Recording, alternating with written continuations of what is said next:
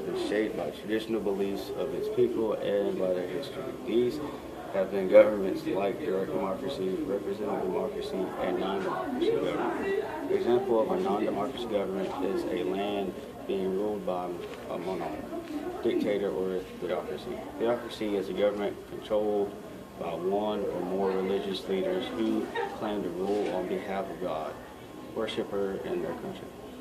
The U.S.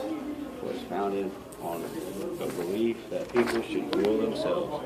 The United States wanted to separate from Great Britain. The colonists were objection to being taxed without their consent, and they wanted the power. The colonists wanted human rights. The Declaration of Independence was wrote by James Madison and was meant to explain how states felt. The revolution ended up starting in 1776. George Washington led the Continental Army to the war with the British, surrendered to the Battle of Saratoga, and the war was won.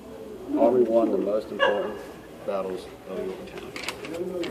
In 1777, the Articles of Confederation were adopted. It was approved by 13 states and gave power to enforce national laws. The states and not the national government, but it became hard for laws to pass because the votes were required from 13 states. States acting more like small separated nations than as members of Confederation. A constitutional convention was held in Philadelphia to try on fixed government. Federalists were people who supported the new Constitution and wanted a storied national federal government, and identification list wanted the opposite, which the ninth state